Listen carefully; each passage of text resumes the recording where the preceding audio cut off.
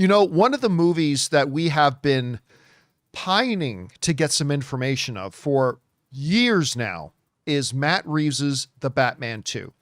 For years, we're like, where's the script? Where's the script? Where's the script? Finally, a script came out. It's like, hey, great, they got a script. Maybe they start going. So now we've kind of been hanging on every little thing about when they're going to get things moving. Well, according to Variety now, things are moving for the Batman 2, as Matt Reeves has released some first images about what we can expect from the movie, and specifically the Batmobile itself. As he put this out, we'll zoom in on here. He put out these. Now, remember, these are not images from the movie, although these types of shots probably will be in the movie, but these are specific camera tests for when they're going to shoot the movie.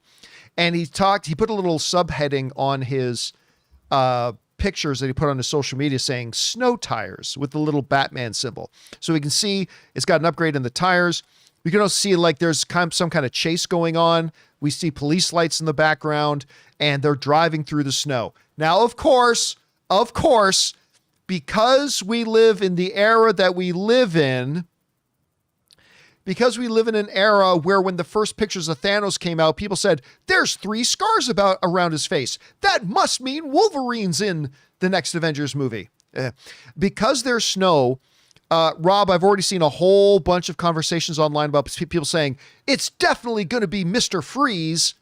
Why? Because his story's taking place in the winter? Anyway.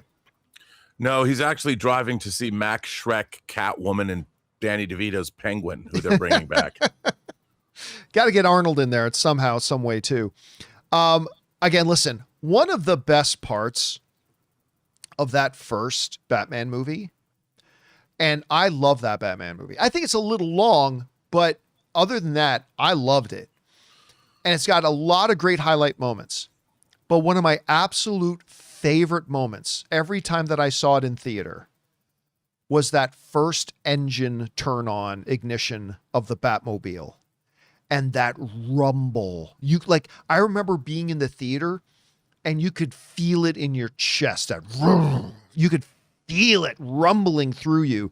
And then of course the chase scene happens, that awesome chase scene with Penguin and the way that whole thing worked out too. Anyway, the thing's amazing. And this is really, when you take a look at it, and even going back to the first one, this is the most unique of all the Batmobiles. Like maybe you can make an argument that the truly most unique one is from the original Adam West Batman, which you wouldn't be wrong. That is probably the most unique one. But in the modern era, this is easily the most unique of all the Batmobile designs we've had. The way it was practically used as a character in that first movie. But maybe even more importantly right now, this is the first tangible thing that we've seen. They are active in pre-production right now. They're doing these camera tests and they've got the car on the road and they're doing these test shots. They are in active pre-production. They're ramping up and getting ready to actually start shooting the film. This, Rob, it's that word I like to use, the tangibilization. Now It's real. Like for years now, the Batman 2 has been theoretical. Even when Matt Reeves held up that script that said the Batman 2, Matt Reeves, right? It's theoretical. We get to look at something like this and now it's there. We can actually reach out with our grubby little hands and touch it. And I'll tell you what, I don't know why, but just seeing these images this morning got me pretty damn excited because I just can't wait for this. So Rob, couple questions for you. First of all, what do you think about these images that we're seeing, the whole snow tires thing that he puts out there? And what are you looking forward to in this new movie? Where's your anticipation level? What are you hoping to see in the next one? Now that they're actually on locations doing these tests now, how are you feeling about the whole thing? Well, I really loved Matt Reeves, the Batman, and as a child of DC Comics, I've read so many different iterations of the Batman. Even in the mid 80s, you had the Justice League, or called Justice League International version of the Batman, which was somewhat humorous. Then you could read Jim Apato's version of the Batman, which was, I think, even more humorous. But then you could read Frank Miller's hardcore Dark Knight or Batman Year One portrayal, and that was hardcore. I really like leaning into the first years of Batman and the idea that he's more of the Dark Knight detective. I loved all that, and that he's not he's a little off. Batman is clearly, I mean, the reason he becomes the Batman is because he is so haunted by the death of his parents that he was never able to get over.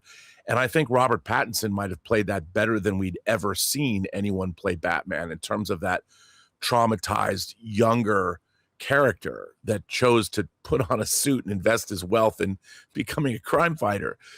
And then combined with that sort of David Fincher-esque tone, and the Riddler serial killer who had his own philosophy, and all of the Catwoman character, and the Penguin, and the way that the entire underworld of Gotham, and how it was portrayed, was very different. It was very grounded, even more so than Christopher Nolan's films. It dripped with atmosphere, and I loved it. So to know that he's going to do and expand it more, and I think he's going to make Gotham more of a character, I couldn't be more excited. And let's face it, that scene when the Batmobile came to life in the Batman, I mean, what the word ferocious comes to mind. That thing was almost like a jungle cat jumping on its prey. So it makes sense that you thought that was a cool car chase. Well, let's have it snow so there's ice on the road. I mean, I'm like, I'm in, dude. Count me in. I can't wait. I'm really excited. And John, I worked on Superman Returns, obviously, right. But Batman Begins came out in 2005 and Superman came out in 2006. We're going to be getting a Batman and Superman movie in the same year. And I don't know why, but that really makes me happy. Yeah, and they're not going to be in the same universe, but we're going to get them in the same year. So let's jump on the same, like I'm seeing a lot of guys in the live chat talking about this too. So let's jump on this one too. We're kind of joking about, that Mr. Freeze, since it's snow, it must be Mr. Freeze. But where you're at now, because we've had a few months to think about this and sit on this. We remember, I think it was Matt Reeves saying the villain was going to be one that hasn't really been explored in a movie before. There was that sort of stuff. Where are your thoughts right now about who the villain of this thing's going to be? A lot of people think Hush would be a really good candidate because we've never really seen an iteration on the big screen of Hush, obviously. A lot of people suspecting maybe Court of Owls, which they have done in animated form and a little bit in the Harley Quinn series, which, by the way, their rendition of the Court of Owls was hilarious. Some people thinking a more grounded, less sci-fi angled Victor Freeze could actually maybe be a good option. Where are you thinking right now about who the villain could be of this film? Well, the thing about the Batman's Rogues Gallery is, for the most part, even in Tim Burton's movies, I mean, basically Catwoman came back from the dead and Penguin was a mutant.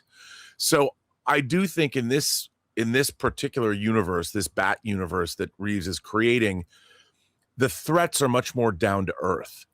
And I would imagine in Batman 1, we saw Catwoman, we saw Penguin, we saw different iterations of things. And the villain is truly the city and the systems of corruption, the systems of crime. So I would imagine that we're going to see that writ large even bigger.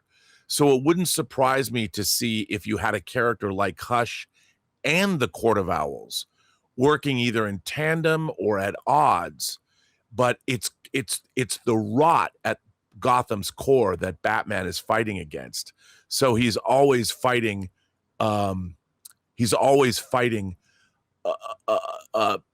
overall corrupting force that inhabits almost every city, but Gotham being the worst. So I think it's going to be not necessarily a pantheon, but I think it's going to be multiple points of villainy that either are working together or working themselves against one another, like multiple crime families fighting a crime war, and Batman gets in the middle of it.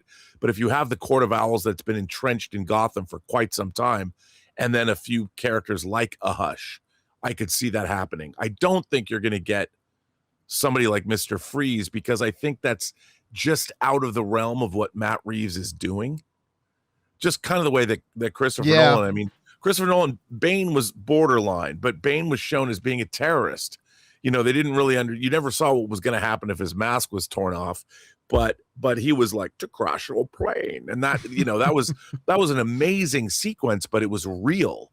You know, there was no super secret weapons being used. I mean, it was another plane, and physics were used to destroy that CIA transport plane. And that was, I mean, that, look, say what you want about it. I think Dark Knight Rises is a mess, but that opening sequence is jaw-dropping. And Yeah, I think couldn't understand a word that's said in that opening sequence, but yes, the opening sequence is great. I was actually at this special thing. Me and about 30 other guys were invited to watch the first 15 minutes of The Dark Knight Rises before the movie came out with Christopher Nolan. And I even remember at that, like a bunch of us standing around in a little huddled group after they showed us the footage going, could any of you understand a single thing that was said in that? And like, they did improve the mix. They improved the mix by the time the thing came out. So here's why it gets interesting to me, because we know Sebastian Stan is in the film, right? And we're pretty sure he's playing Harvey Dent, but I don't think Two-Face is the villain. Well, there is the Dent. There's the whole family. Yeah. So the we whole got Harvey Dent, the whole Dent. What would you call them? The clan. The succession of the clan. Yes. But I don't think Two-Face is the villain. We know Colin Farrell is back as Oz, as Penguin, but we don't think his role is very big. So he's not the villain of the film. It's still, I'm still going to go to Court of Owls. I know some people are thinking, no, you save that to the third film, but you don't know that they're going to get a third film. And we're already past the first one. I think this would be a good opportunity to bring in Court of Owls, because you bring in Court of Owls now, and then you can use them again in a third film if you get them. That's the great thing about the Court of Owls. They're not a villain of the week sort of body. So, but again, Hush would be great. Yeah, I don't know. There's a lot of different ways that could go. Anyway, guys, question is for you.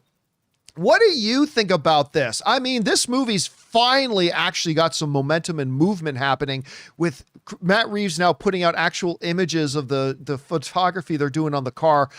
What are you guys expecting from this movie? Were you excited to see that? Who do you think ultimately is going to be the villain in the Batman 2? Whatever you guys think, jump down into the comment section below and let us know your thoughts. Hey guys, thanks so much for watching this video. Make sure you like the video, leave a comment, and subscribe to our channel. And don't forget, we have a daily podcast called the John Campea Show Podcast, available on Apple Podcasts, Spotify, or your favorite podcasting app of choice. Go and subscribe to it today so it'll be there when you need it.